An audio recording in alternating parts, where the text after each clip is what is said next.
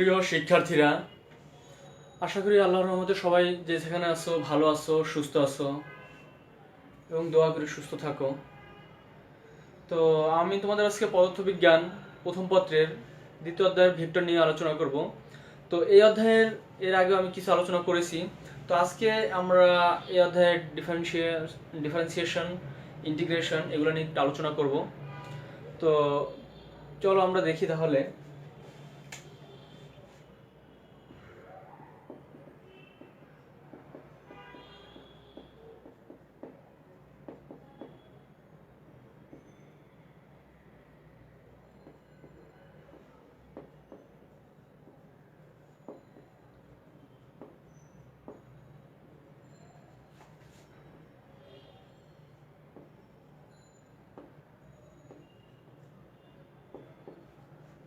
আর একটা হচ্ছে ইন্টিগ্রেশন।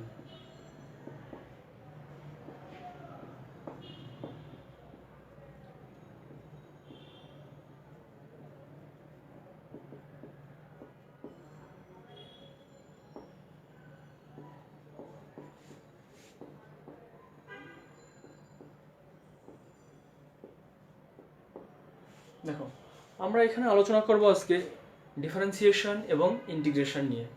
তো এখন আমরা প্রথমেই এগুলো জানতে হলে, এই ইন্টিগ্রেশন এবং ডিফারেন্সিয়েশন এগুলো জানতে হলে বা এগুলো সম্পর্কিত ম্যাথ বা গাণিতিক টার্মগুলো দেখতে গেলে আমাদের কিছু কিছু টপিক আগে জানতে হবে। তার ভিতরে একটা হচ্ছে যেমন ধ্রুবক।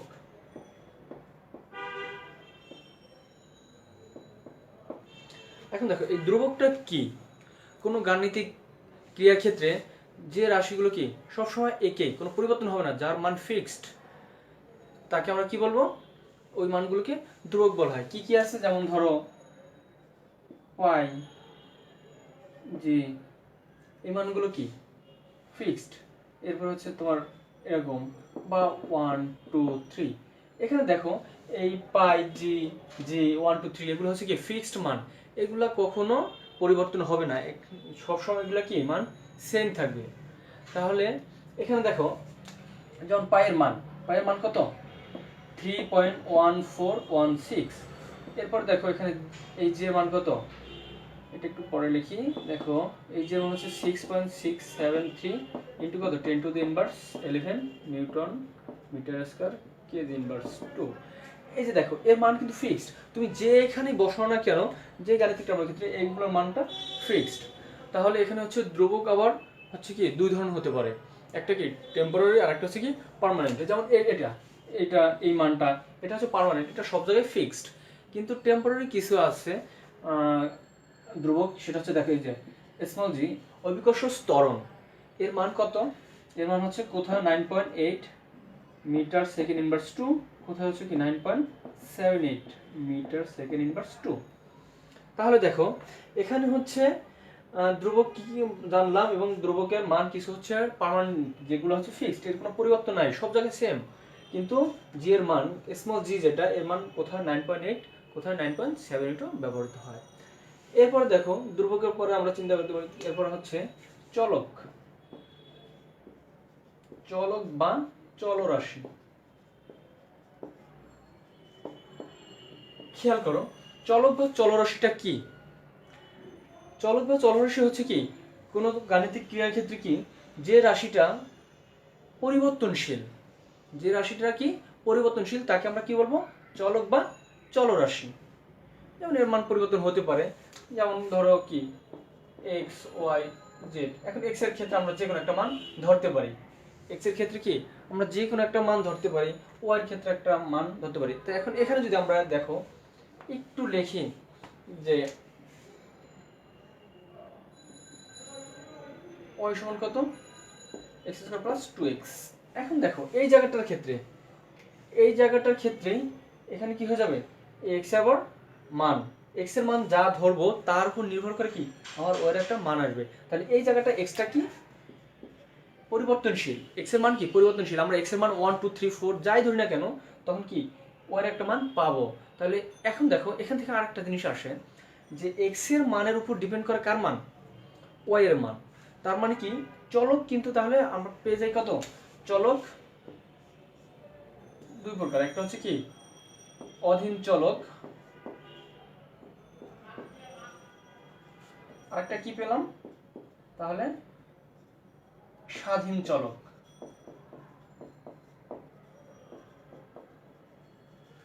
এখানে দেখো তো তাহলে কি একটা অধীন চলক আর একটা স্বাধীন চলক, তাহলে এই জায়গাটা কি, এই ওয়াইটা কি অধীন চলক আর এই এক্স এর মানটা কি স্বাধীন চলক, কারণ এক্স এর মান আমাদের যা খুশি তাই ধরবো, তার উপরে ডিপেন্ড করে কি আমাদের এই ওয়াই এর মানটা পাবো। তার মানে কি আমরা বলতে পারি একটা হচ্ছে স্বাধীন চলক আর একটা অধীন চলক।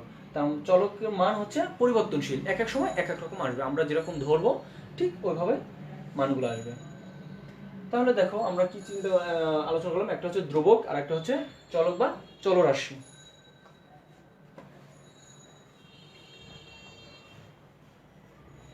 এরপরে দেখো এগুলোর পরে হচ্ছে আমাদের ফাংশন বা অপেক্ষক। এটা কি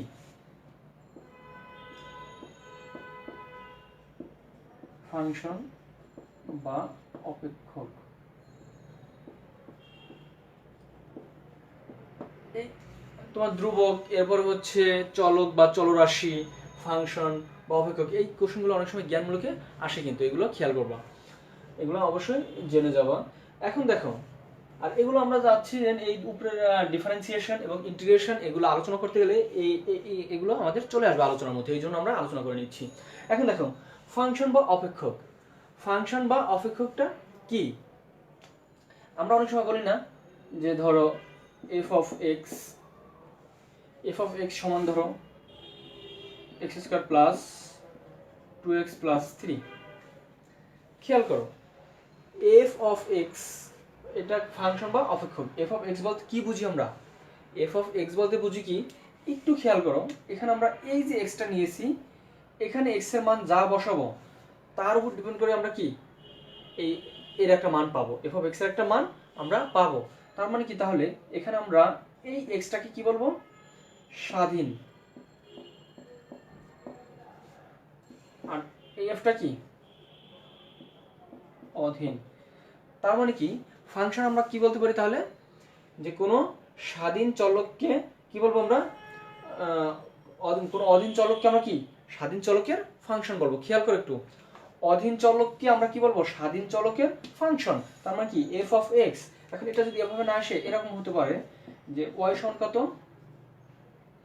কিউ প্লাস 5x প্লাস 4, এরকম হতে পারে ধরো।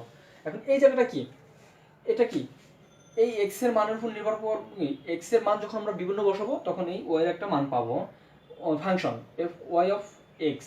তার মানে কি ওয়াই অফ এক্স বলতে কি বুঝবো, x এর ফাংশন কে, x এর ফাংশন কে y। তার মানে কি অধীন চলককে কি কি বলে, তাহলে এটা কি অধীন চলক, এটা কি আমার স্বাধীন চলক।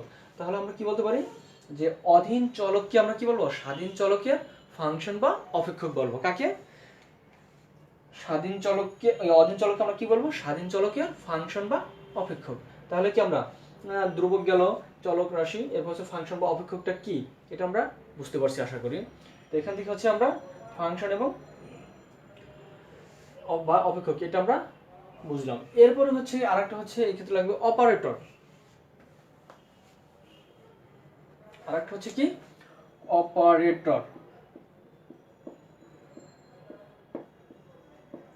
আচ্ছা অপারেটরটা কি, অপারেটরটা হচ্ছে কোনো গাণিতিক ক্রিয়ায় যখন কি কোনো একটা রাশিকে অন্য একটা রাশিতে রূপান্তরিত করে ফেলে, যখন কোনো একটা গাণিতিক ইকুয়েশনের ভিতরে কি হয় কোনো একটা রাশিকে কি আর একটা রাশিতে পরিবর্তন করে ফেলে বা রূপান্তরিত করে, তখন আমরা ওই যেই রাশিটায় পরিবর্তন ঘটাইলো তাকে আমরা কি বলবো অপারেটর। যেমন আমরা বলি না কোনো একটা কিছু অপারেট করা, যে এই জিনিসটা অপারেট করার ফলে কি যেটা ছিল তার থেকে এর অবস্থার পরিবর্তন মানে রূপান্তরিত হয়, একটা রাশি থেকে আরেকটা রাশিতে এখন রূপান্তরিত হবে।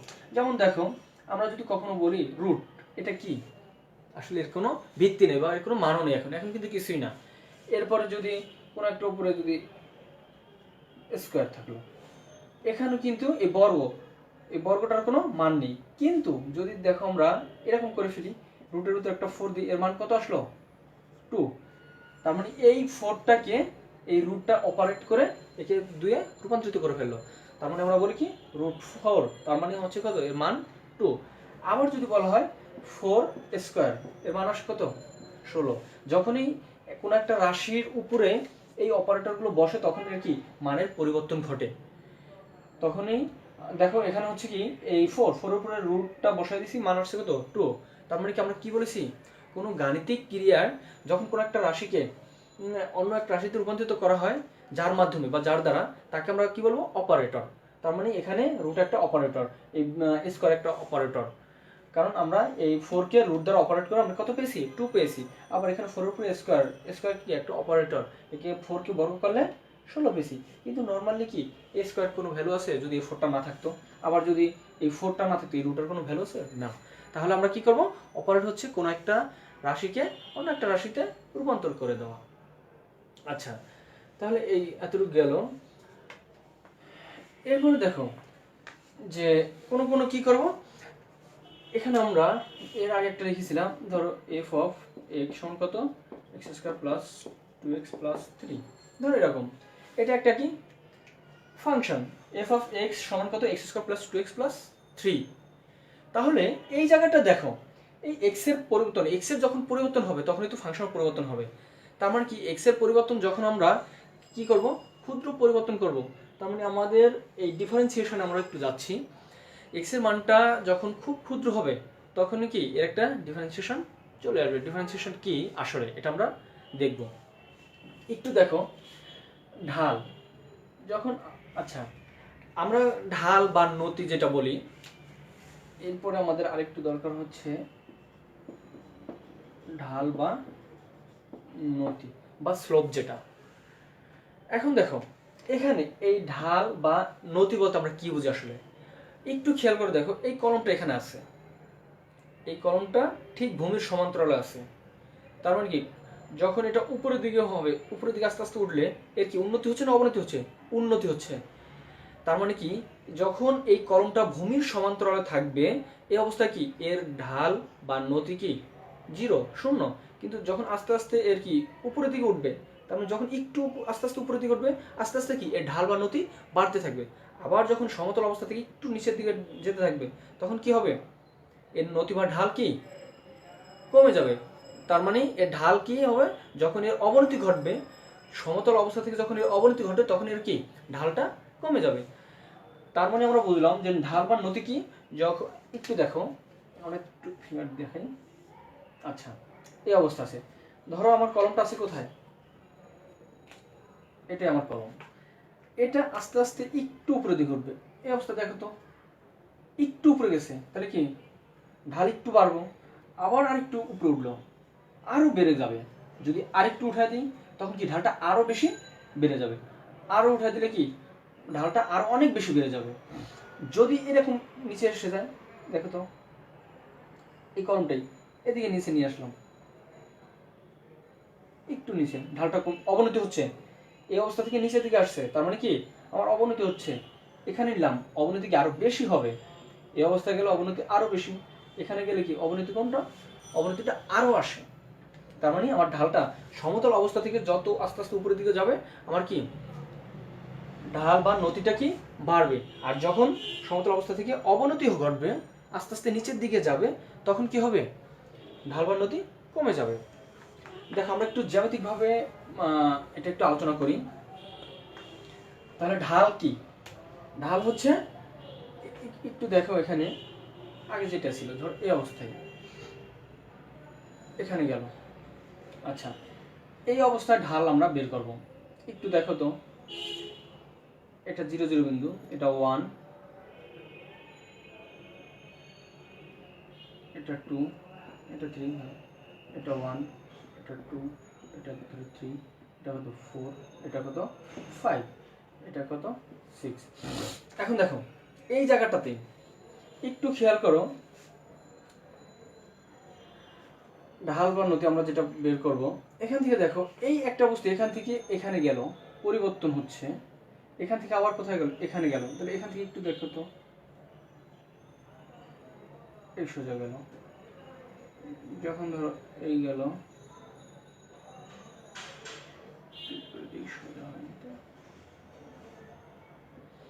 ধরো এখানে এই অবস্থা আসছে, কত আসলো ধরো 4।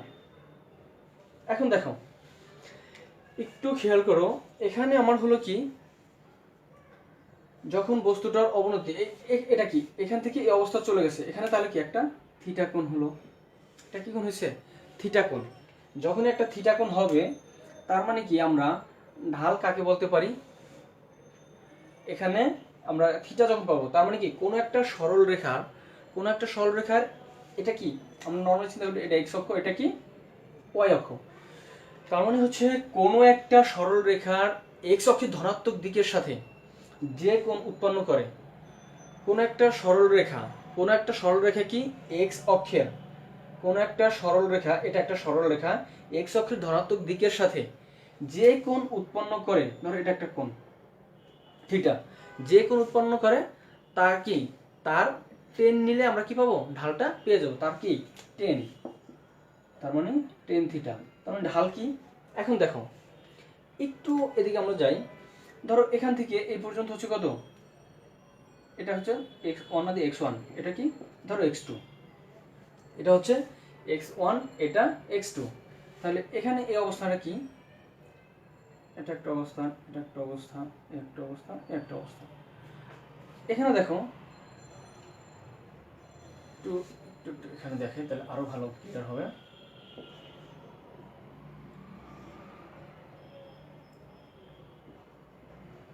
x1 x2, দেখো এটা যদি এরকম হয়, এটা এই আসলো, এটা এই, তাহলে এখানে কত? এটা y1, এটা y2।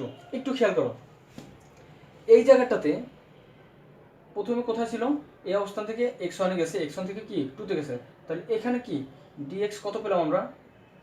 x2 minus del x সমান কত? x2 minus x1।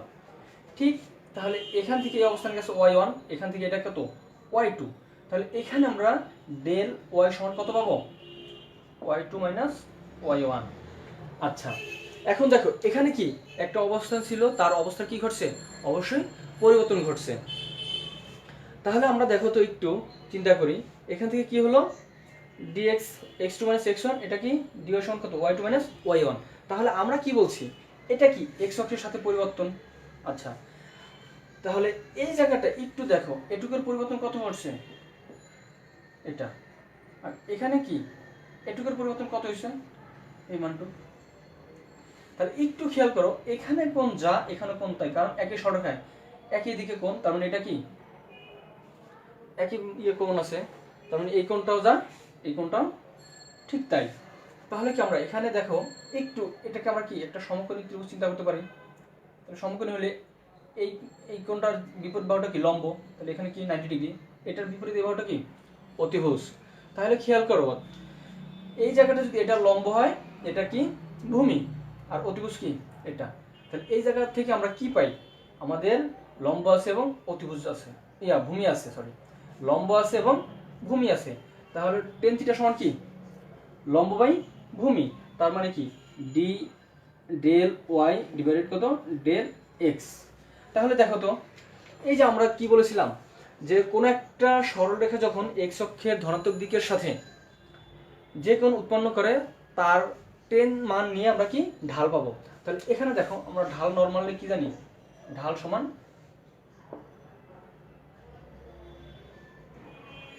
তাহলে এখান থেকে পাই del Y by del x. তার মানে কি ওয়াই অক্ষের পরিবর্তন, ওয়াই অক্ষের পরিবর্তন ডিভাইডেড কত? এক্স অক্ষের পরিবর্তন। একটু খেয়াল করো, তাহলে আমরা নরমালি ঢালটা কি পাই? ঢাল সমান কি ওয়াই অক্ষের পরিবর্তন ডিভাইড হচ্ছে কি এক্স অক্ষের পরিবর্তন, তার মানে del Y by del X. এই ঢালকে আমরা কি দ্বারা প্রকাশ করতে পারি? এম। তার মানে এম সমান কি লেখা যায়? ডেল ওয়াই, নিচে হচ্ছে কি ডেল এক্স। তাহলে এখান থেকে কি আমরা যেহেতু কি বলেছি, ঢালের সংজ্ঞা কি বলেছি? কোন একটা সরলরেখা এক্স অক্ষের ধনাত্মক দিকের সাথে যে কোণ উৎপন্ন করে তার টেন মান নিলে আমরা কি পাবো? ঢাল পেয়ে যাব। তাহলে এখানে কি ঢাল সমান কি লেখা যায়? টেন থিটা সমান কি del Y by del X. এটা কি? এটা হচ্ছে ঢাল। এখন দেখো যে এটা আমরা কেন চিন্তা করলাম বা এটা আমরা কেন নিয়েছি, তাই তো প্রশ্ন। এটা আমরা নিয়েছি কারণ আমরা ডিফারেন্সিয়েশন নিয়ে আজকে আলোচনা করব। তাহলে ডিফারেন্সিয়েশন কখন হয়? কোনটা ডিফারেন্সিয়েশন কিভাবে করবো আমরা ওটা আলোচনা করার জন্য এখানে গিয়েছি। এখন দেখো এই যে এখানে দুটো চিত্র এঁকেছি আমি, এই চিত্রটা একটাই দেবো, তাহলে আমরা নর্মাল ঢাল কি পেয়েছি, tan θ সমান del Y by del X. তাহলে একটু দেখো ওই চিত্রটা আবার আমি এখানে এঁকে নিচ্ছি। এটা ধরো 1, এটা হচ্ছে 2, 1 2 3 4 5 6। আচ্ছা এখন দেখো আমরা যদি এটা একটা সরলরেখা চিন্তা করলাম, এটা একটা কি সরলরেখা চিন্তা করেছি। একটু দেখো এখান থেকে যদি আমরা লবটা নিই, ধরো এটা সোজা গেছে,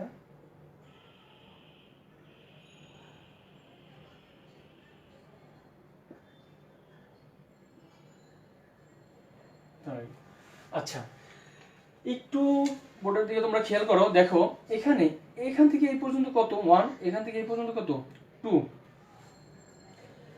তাহলে এখানে যদি এটাকে আমরা x1 চিন্তা করি, তাহলে এই x অক্ষ বরাবর এই পরিবর্তন কত আসছে, এখানে কত হয়েছে 2। তাহলে এখান এটুকুর পরিবর্তন কত, এখান থেকে এটা যদি x1 বা x2 হয়, তার মানে এর পরিবর্তন কত 2। খেয়াল করো x অক্ষ বরাবর পরিবর্তন কত আসছে 2, আর y অক্ষের বরাবর পরিবর্তন কত হলো, ধরো এখানে y অক্ষের পরিবর্তন কত আসছে, এখানে কত 6। y অক্ষ বরাবর আমার পরিবর্তন আসলে কত 6। এখন একটা হচ্ছে পরিবর্তন 2 আর একটা হচ্ছে পরিবর্তন কত 6। তাহলে এই জায়গাটায় যদি বলি এর পরিবর্তনের হার কত, তাহলে কি করব আমরা, দেখো তো আমরা এখানে কিন্তু লিখেছিলাম, একটু খেয়াল একটু লিখে রাখি, tan θ সমান del Y by del X. এখানে দেখো একটু এটা কিন্তু ওয়াই অক্ষের পরিবর্তন, নিচে হচ্ছে কি এক্স অক্ষের পরিবর্তন। তার মানে কি এক্স অক্ষের, আমরা এর আগে আরেকটু পিছনে যাচ্ছি, যখন আমরা ফাংশন এফ অফ এক্স সমান কি বলেছিলাম, এফ দেব না আমরা ওয়াই দিই, x square plus 2x plus ধরো 4। এখানে কি এই এক্স এর পরিবর্তন হলেই কার পরিবর্তন হবে, ওয়াই এর মানটা কিন্তু পরিবর্তন হবে। তার মানে সাপেক্ষ কি এক্স এর সাপেক্ষে ওয়াই এর পরিবর্তন। ঠিক এখানে তাই এক্স এর সাপেক্ষে ওয়াই এর পরিবর্তনের হারকে কি বলবো আমরা, ঢাল, যেটা ঢাল পেয়েছি এক্স এর সাপেক্ষে কি ওয়াই অক্ষের পরিবর্তনের হার, এটা কিন্তু পরিবর্তনের হার, তাহলে ওটা হচ্ছে কি ঢাল tan θ। তার মানে কি এখানে দেখো আমরা কত পেয়েছি 2, এখানে আমরা কত পেলাম পরিবর্তন 2, এখানে কিন্তু পরিবর্তন কত 6। তাহলে এখানে কিন্তু আমার পরিবর্তন হার আসে নাই। তাহলে পরিবর্তন হার কিভাবে আসবে, এক্স এর সাপেক্ষে ওয়াই এর পরিবর্তন বলছি, এক্স এর সাপেক্ষে কার পরিবর্তন, ওয়াই এর পরিবর্তন। তাহলে এখানে দেখো তো এক্স কত 2, এক্স 2 এর পরিবর্তন হয় কত, এক্স এর পরিবর্তন কত 2 হলে ওয়াই এর পরিবর্তন কত হয় 6। তাহলে এক্স এর পরিবর্তন যদি 1 হয় 2 এর ওয়াই এর পরিবর্তন কত হবে 3। তাহলে দেখো তো এখানে পরিবর্তনের হার কত আসলো 3। তার মানে del Y by del X, যদি আমরা এটা চিন্তা করতাম যে এখানে এটার মান কত ডেল ওয়াই এর মান, আর এটা যদি চিন্তা করতাম কি ডেল এক্স এর মান, তাহলে এখানে যদি বসায় দেই তাহলে আমাদের ঢাল কত আসতো 3। তাহলে কি আমরা ঢালটা নিয়ে বুঝতে পারছি। এবং পরিবর্তনের হার একটু খেয়াল করো, একটা কিন্তু শুধু পরিবর্তন, যে এখানে এক্স এর দিকে কত পরিবর্তন হয়েছে 2, এখানে ওয়াই দিকে কত পরিবর্তন হয়েছে 6। কিন্তু যখনই আমরা পরিবর্তনের হার বলবো, যে পরিবর্তনের হার কত tan θ সমান কত, আমরা চিন্তা করলাম যে এখানে ডেল ওয়াই এর মান 6 হলে আর ডেল এক্স এর মান যদি হয় কত 2, তখন আমাদের মান আসছে কত 3। ঢাল কত আসলো 3। তার মানে আমরা বলতে পারবো যে এই যে একটা পরিবর্তন হয়েছে, পরিবর্তনের যে হার এটাই কি আসলে ডিফারেন্সিয়েশন। এখন দেখো এখানে আমরা নরমালি কিন্তু এটা বলতে পারবো না, নরমালি এটা এখানে আমরা ঢালে চিন্তা করব, del Y by del X সমান কত আসছে 3। এখন দেখো এই যে পরিবর্তনের যে হার, একটু মুছি, পরিবর্তন হার আবার দুই ধরনের আছে, খেয়াল করো পরিবর্তনের হার, একটা হচ্ছে শুধু পরিবর্তন, আমরা যেটা বলছি যে এখানে পরিবর্তন কত, এক্স অক্ষের বরাবর কত হচ্ছে পরিবর্তন 2, ওয়াই অক্ষের বরাবর পরিবর্তন কত হয়েছে 6, আর এই দুইটা মিলে পরিবর্তনের হার। পরিবর্তনের হার আমরা কত পেয়েছি 3 পেয়েছি। এখন দেখো এই পরিবর্তনের হারটাই একটা হচ্ছে কি একটা বড় ধরনের যে বড় পরিবর্তন, এক্স এর অক্ষের এক্স এর মানও পরিবর্তন বড় হলে ওয়াই এর মানও পরিবর্তন কি হবে, বড় হবে। কিন্তু আরেকটা এই ক্ষেত্রে আমরা কি হবে, ডেল এক্স, এক্স অক্ষে কি পরিবর্তন, এক্স অক্ষের পরিবর্তন, এটা কি পরিবর্তন, এটা হচ্ছে বড় পরিবর্তন হলে ডেল ওয়াইও ওয়াই অক্ষের বরাবর কি ওয়াই এর পরিবর্তন হবে কি বড়।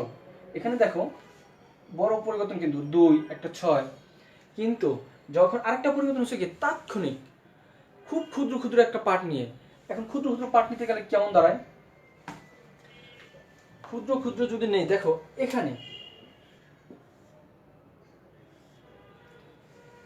এখানে যদি চিন্তা করি, এটা হচ্ছে 1, এটা হচ্ছে 2, 1 2,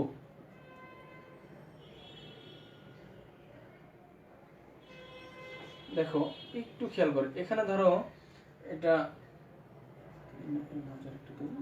1 2 3 4, এখানে দেখো এটার জন্য পরিবর্তন হচ্ছে এটুক, আর এখান থেকে এই পর্যন্ত পরিবর্তনের জন্য আমরা পেয়েছি এটা।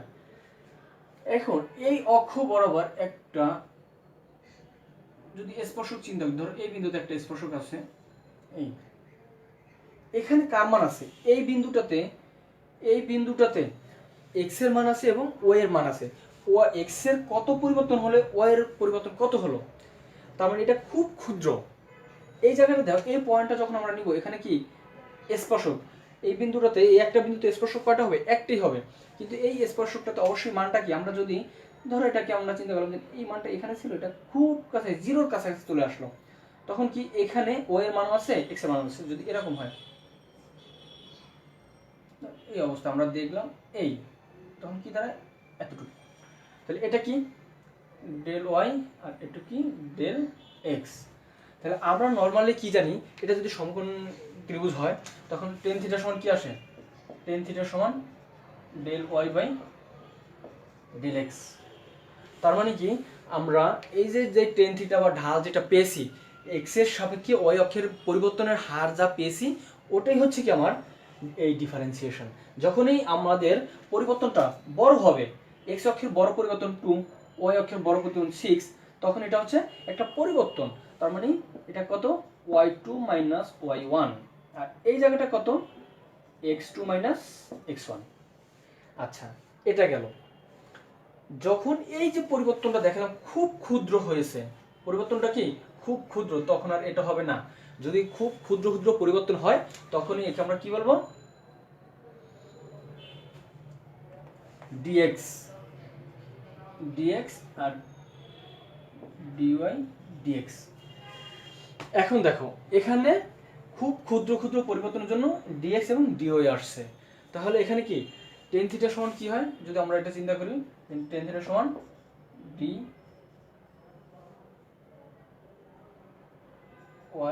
dx।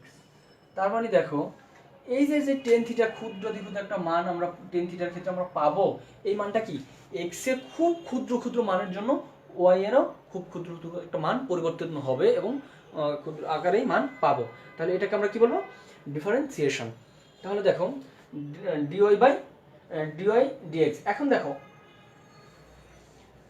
অনেক সময় আমরা বলি যে ডিওয়াই ডিএক্স, একটু দেখো আমরা যদি এটাকে একটা y সমান একটা ইকুয়েশন দেই, x square plus 3x plus 5, এখানে একটা ইকুয়েশন, এটা হচ্ছে কি একটা ইকুয়েশন। এখন একে যদি আমরা ডিফারেন্সিয়েশন করি, আমরা কি লিখি d dx y, ওয়াইটা এখানেও দিতে পারি অথবা dy dx। দেখো একটু খেয়াল করো, এই জিনিসটা অনেকেই ভুল করবা বলার ক্ষেত্রে, এই জিনিসটা বলবো না হয়তোবা, এখানে বলবো হয় d dx of y, কি d dx of y অথবা dy dx, কিন্তু কখনোই বলবো না dy বাই dx। dy কে dx এর মান দ্বারা ভাগ না আসলে, এই এখানে x এর খুব ক্ষুদ্র ক্ষুদ্র মানের পরিবর্তনের জন্য যে মানটা পাবো, এই y এর খুব ক্ষুদ্র পরিবর্তন হবে। এই x এর সাপেক্ষে x এর পরিবর্তন যত ক্ষুদ্র হবে, y এর পরিবর্তনও ঠিক ক্ষুদ্রই হবে। তাহলে কি এখানে আমরা কি বলবো, d dx of y অথবা dy dx, কিন্তু কখনোই বলবো না dy বাই dx। এখন দেখো যদি এরকম হয়, এখানে দেখো একটা আমরা আজকে ডিফারেন্সিয়েশন নিয়ে আলোচনা করব, পরবর্তী ক্লাসে আমরা দেখি ইন্টিগ্রেশন আলোচনা করব ইনশাআল্লাহ। এখানে দেখো এই ডিফারেন্সিয়েশনের ক্ষেত্রে একটু খেয়াল করো, ডিফারেন্সিয়েশনের ক্ষেত্রে আমাদের কিছু সূত্র আছে। যদি যেমন এখানে দেখো ডি, এখানে এটা এভাবে না হয়, যদি এরকমও থাকতো সেম কথা কিন্তু। এখন দেখো যদি এরকম আসতো ডি, এটা দ্বারা আমরা কি বুঝবো, অথবা এটা যদি এভাবে না আসে, এটা আসে, তার মানে কি এই ভি দ্বারা আমরা কি বুঝি, ভেলোসিটি বেগ, এবং টি দ্বারা কি সময়। তার মানে কি এই ক্ষুদ্রাতি ক্ষুদ্র সময়ে বেগে কতটুকু পরিবর্তন হচ্ছে, ওই পরিবর্তনের বেগের হারটা হচ্ছে কি এই ডিভি। তাহলে এখানে কি টি যত ক্ষুদ্র হবে বেগও তত ক্ষুদ্রই হবে। তাহলে এরপরে তো আমরা কি লিখি, ত্বরণ যেটা, তার মানে কি ক্ষুদ্রাতি ক্ষুদ্র সময়ে বেগের পরিবর্তনের হারকে আমরা কি বলি, ত্বরণ বলি। আচ্ছা, এখানে তাহলে আমরা কি বুঝলাম, টি এর সাপেক্ষে ভি এর পরিবর্তন যদি এরকম হয় ডি ডিএক্স জেড, তার মানে কি এক্স এর পরিবর্তনের জন্য ওয়াই জেড এর পরিবর্তন হবে। আচ্ছা, এখন দেখো তাহলে তোমাদের বইতে দেখবা এই ডিফারেন্সিয়েশনে কিছু সূত্র আছে, অবশ্যই ওই সূত্রগুলো আমাদের কি দরকার এবং ওগুলো প্র্যাকটিস করতে হবে, কারণ ওর আলোকে আমরা সামনে গাণিতিক সমস্যা, এখানে না শুধু এই ডিফারেন্সিয়েশন ইন্টিগ্রেশন, এই ফিজিক্সের প্রত্যেকটা ক্ষেত্রে ক্যালকুলাসে আমাদের ইন্টিগ্রেশন এবং ডিফারেন্সিয়েশন লাগবে, এবং তোমাদের উচ্চতর গণিত হায়ার ম্যাথমেটিক্সেও এই ডিফারেন্সিয়েশন ইন্টিগ্রেশন আছে। তোমরা যখন আরও উচ্চ লেভেলে যাওয়া ওখানেও এই ইন্টিগ্রেশন এবং ডিফারেন্সিয়েশন দরকার হবে, তাহলে এখান থেকে শিখতে হবে। এখন দেখো দেখো তোমাদের বইতে এই সূত্রগুলো আছে, ডি ডিএক্স এর মান 1 কিভাবে হলো, নর্মালি এটা সূত্র হচ্ছে কি ডি ডিএক্স এক্স। এখন দেখো এখান থেকে এই মানটা কেন অন হলো, এটা তোমরা তোমাদের ম্যাথে এর ডিটেলস করানো আছে, তোমরা ওখান থেকে দেখবা। তো আজকে আমি শুধু এটা একটু দেখাবো। আরেকটা এখানে দেখো এই এক্স, এক্স এর উপর কোনো পাওয়ার আছে, আমরা নর্মালি কি জানি সূচকে, সূচকে কি শিখেছিলাম এক্স স্কয়ার, এখানে পাওয়ার কত 2, যদি কোনো কিছু পাওয়ার না থাকে তার মানে 1। আচ্ছা, আরেকটা জিনিস শিখেছি কি এক্স এর উপরে পাওয়ার 0, তার মানে কি এর মান 1, তার মানে এক্স এর ক্ষেত্রে যদি আমরা চিন্তা করি 2 3 4 1, এর উপরে যদি পাওয়ার 0 হয় এর মানও 1। তাহলে একটু দেখো এই ডি ডিএক্স অফ এক্স সমান এই এক্স এর সাপেক্ষে এক্স এর যে পরিবর্তন, এখানে ডিফারেন্সিয়েশনের ক্ষেত্রে এর মান কত 1। কিভাবে হলো, এখানে কোনো মান আছে, পাওয়ার নাই, তার মানে পাওয়ার হচ্ছে কত 1, এই পাওয়ারটাকে সামনে নিয়ে আসো ইন্টু এক্স, এই পাওয়ারের থেকে -1 বিয়োগ করো, 1 কে মাইনাস করো, তার মানে এক্স এই 1 এর সাথে গুণ করলে কি এক্স হবে, 1 থেকে 1 গেলে 0, কোনো সংখ্যার উপরে পাওয়ার যদি 0 হয় এর মান কত 1। তার মানে এই যে D DX of X, DDX DDX, একে আমরা যখন ডিফারেন্সিয়েশনের এর মানটা কত দেওয়া আছে দেখবা বইতে 1 দেওয়া আছে। ঠিক এরকম তোমাদের বইতে আরো সূত্র হচ্ছে, দেখো D DX of X power M, এরকম আছে দেখ একটা। তাহলে এই সূত্রটার অনুযায়ী আমরা এটাকে কি লিখতে পারি, যখন ডিফারেন্সিয়েশন করব এই সূত্র পাওয়ারটা সামনে চলে আসবে, তাই তো এমটা সামনে আসলো, তাহলে কি এরপরে যার উপর পাওয়ার ওটা এক্স লেখো এম মাইনাস কত বলছি 1 যাবে, তার মানে এম এক্স এম মাইনাস 1, এটা হচ্ছে কি তাহলে সূত্র। এরকম আরো সূত্র হচ্ছে দেখবা যে বইতে তোমাদের আছে D DX U plus V, এরপর তো কি লেখা যায় D U DX plus DV DX, এরপরে সূত্র হচ্ছে আরো দেখবা ডি ডিএক্স ইউ ভি, এর সূত্রটা হচ্ছে, তাহলে এখানে কি হবে প্রথমে ইউ কনস্ট্যান্ট যদি চিন্তা করি তাহলে ডি ডিএক্স ভি, এই ভিটাকে তুমি এখানেও লিখতে পারো plus V D U DX, এরকম আছে সূত্র দেখবা বইতে, এরকম আরো সূত্র অনেকগুলো আছে। তো এখানে হচ্ছে আমরা কিন্তু কিছুক্ষণ আগে বলে নিছি, যখন বড় পরিবর্তন হবে তখন হচ্ছে কি ডেল এক্স এবং ডেল ওয়াই, আর ক্ষুদ্র হয়ে গেলে ডিএক্স এবং ডি ওয়াই।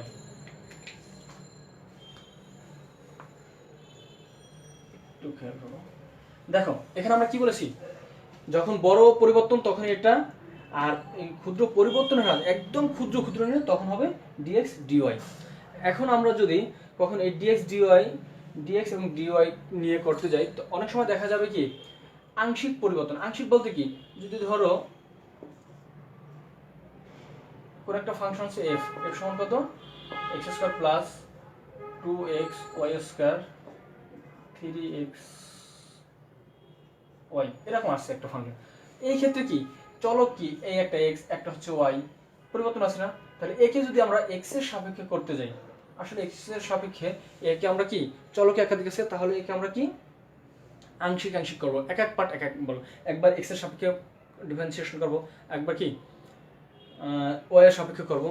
তখন আমাদের লিখতে হবে কি, এটাকে small del del del X, এটা হচ্ছে বড় ডেল, এটা হচ্ছে কি ছোট ডেল। এই এরকম যদি হয় D DX of F, D DX of F, এই যে এফটা আছে, এই এফ এর মান যখন কি আমার একাধিক চলক থাকবে, একাধিক চলক থাকলে আমরা কি করব, কখনোই কি একসাথে এক্স এর সাপেক্ষে তো আর করা যাবে না। যদি এর মানটা ধরো এক্স ওয়াই জেড এরকম থাকে সাপেক্ষে, তখন কি চলক তিনটা, তাহলে তখন আমাদের কি করতে হবে, এই তিনটা সাপেক্ষে আমার এক্স এর সাপেক্ষে একবার ওয়াই না লিখে বা ফুল ওই এটা না এটা লিখবো না, ধরো তখন লিখবো কি ডেল ডেল এক্স এফ, আবার আরেকবার করবো কি ডেল এফ ডেল ওয়াই।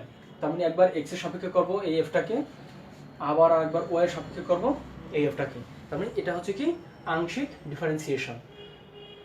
তাহলে আজকে আমরা ডিফারেন্সিয়েশন এবং এখানে এটা দেখলাম, আর হচ্ছে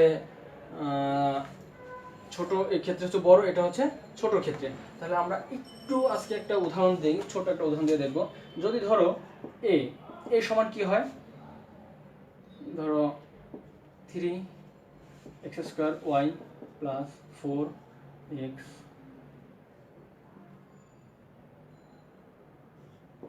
ওয়াই স্কয়ার প্লাস কত 2x ওয়াই।